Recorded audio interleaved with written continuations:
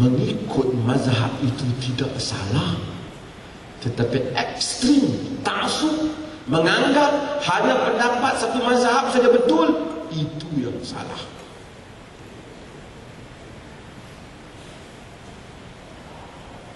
Dan kita kalau berdasarkan perubahan zaman, kita tak boleh terikat. Saya selalu buat contoh yang tak tahu, mudah simple. Dalam mazhab Syafi'i kata, jika kita membeli, kita mesti melafazkan akad. Aku jual dan aku beli.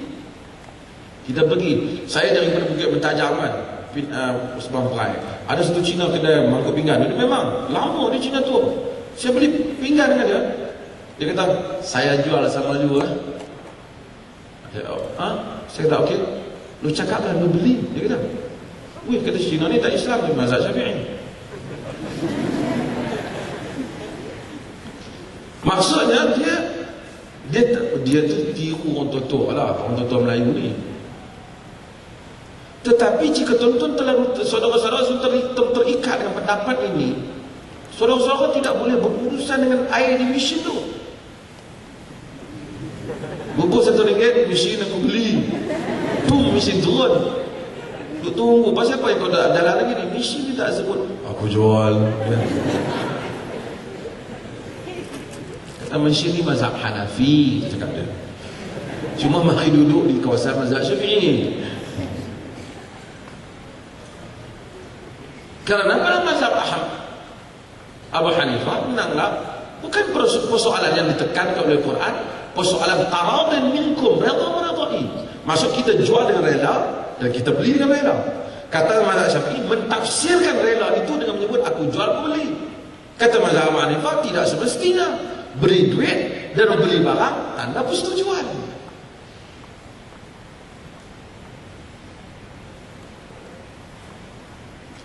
Kalau orang terlalu ekstrim dalam mazhab Malik, mazhab Malik tidak mengharamkan daging anjing.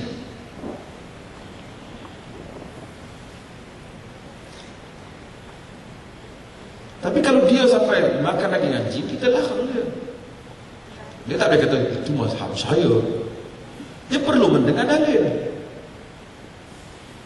Jadi adanya benda-benda yang manusia mungkin boleh kena open. Saya bukan nak bangkitkan benda-benda yang bermasalah dalam mazhab, tapi contoh untuk saudara-saudara faham. Dalam mazhab Al-Imam Asy-Syafi'i rahimahullah ta'ala, Imam Syafi'i, Imam Ahmad, Imam Malik, Imam Abu Hanifah, semua imam-imam yang dimuliakan dalam ahli sunnah, disebut dengan kemuliaan. Tetapi itu bukan bererti kita tidak boleh berbeza pendapat dengan mereka. Mereka bukan rasul, tapi mereka dihormati, mereka sarjana, mereka ulama, mereka mempunyai jasa yang besar dalam tradisi ilmu Islam yang tidak boleh dinafikan. Sumbangan mereka tidak boleh untuk dibayar dengan apa-apa pun. Tetapi kita tidak disuruh untuk taksib seorang mereka, kita disuruh untuk menganalisa apa yang baik. Dalam mazhab Syafi'i umpamanya menganggap bahawasanya seseorang boleh berkahwin dengan anak zinanya. Bahawasanya jika contoh, jika seseorang berzina dengan seorang perempuan, kemudian 20 tahun kemudian lahir menjadi seorang anak gadis, dan kemudian dia berjumpa dengan bapa zinanya, jika dia nak berkahwin, sah.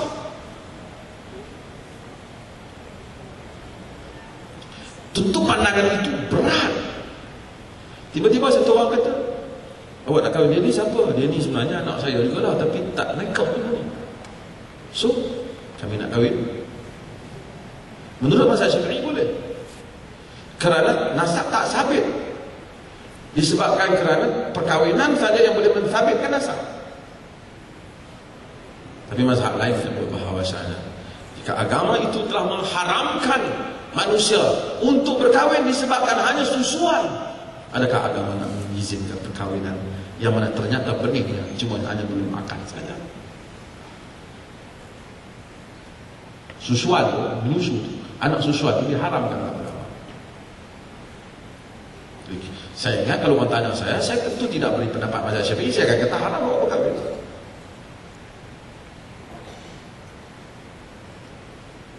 Maka keluasan untuk melihat mazhab yang berbagai-bagai itu memberi manfaat kepada orang Islam.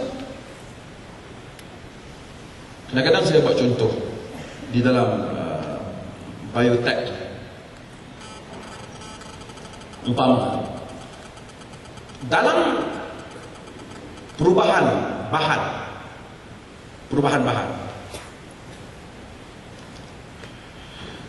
ini kata arak kalau berubah dengan sendirinya menjadi cuka, maka ia boleh digunakan sebagai cuka.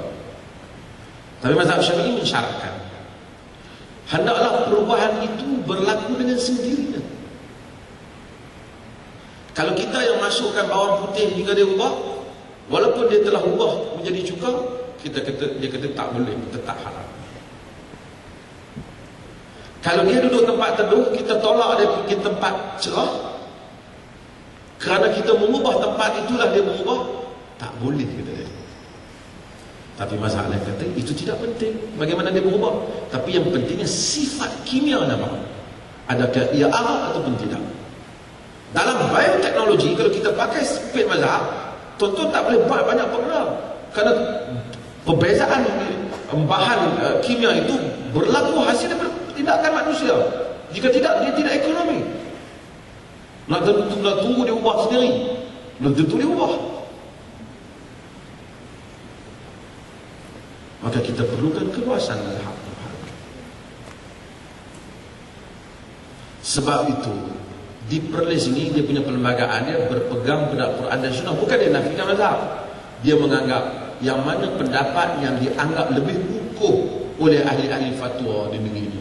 Bukan semestinya itu diterima secara mutlak, tapi dia anggap kukuh pendapat itulah yang dipakai tanpa terikat dengan mazhab. Habis itu tak hormat kamar, hormat. Kita sebut Imam Syafi'i rahimahullah ta'ala radhiyallahu anhu. Kita hormat kepada profesor kita, tapi bukan berarti kita tidak boleh berbeza dengan profesor kita. Bahkan perbezaan kita dengan profesor kita itu tanda kita menghormati dia. Kata murid Imam Syafi'i yang paling kanan, Al-Imam Al-Buzani, di sini maka aku ringkaskan daripada ilmu Syafi'i dengan ingatanku bahawasanya kata Syafi'i itu, janganlah engkau ikut kepada apa yang ku kata, tapi lihatlah kepada dalilku. Maka imam-imam ini telah melatih kita menjadi sarjana, tetapi kita akhirnya telah membekukan otak kita.